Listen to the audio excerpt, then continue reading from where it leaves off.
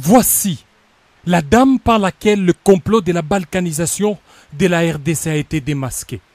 Il s'agit de Béatrice Safari, épouse de Roukoumera, coordonnateur du M23 chargé de la mise en œuvre de la déclaration de Nairobi. Tout est parti d'une simple et banale fouille, qui d'ailleurs est de routine le 18 avril 2018 à 13 h, à la barrière entre la RDC et le Rwanda, plus précisément à Goma.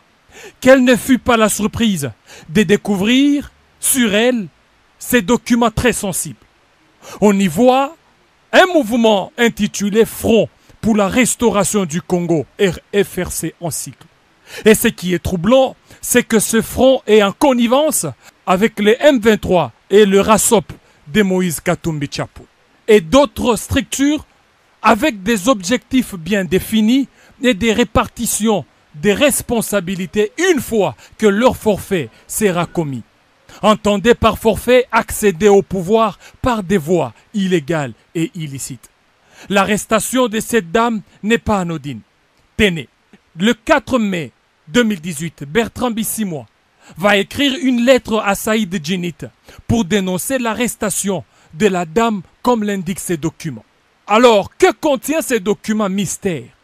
En le feuilletant, l'on se rend compte que ce document est composé de deux grandes structures politiques et militaires. Le RASOP de Katumbi Chapwe et les ex-M23.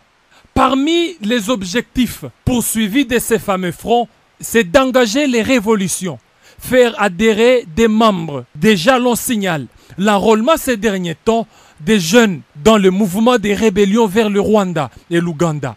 Et d'autres objectifs encore, c'est de faire tomber les villes progressivement et renverser les institutions légalement établies. Revoir la Constitution, surtout la loi sur la nationalité. Instaurer la transition de 3 à 5 ans, voilà l'essence d'une transition sans Joseph Kabila, clamée haut et fort par certains politiciens. Revoir aussi en même temps la loi électorale et consacrer un fédéralisme efficace pour faciliter la balkanisation avec le concours de certaines multinationales.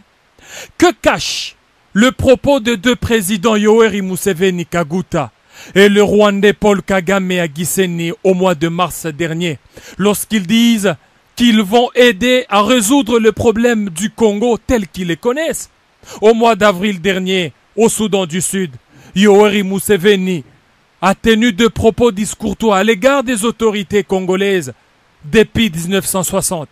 L'autre fait important, c'est la très active participation de Moïse Katumbi Chapwe à la cérémonie de Mo Ibrahim, qui a été très mal perçue dans l'opinion congolaise.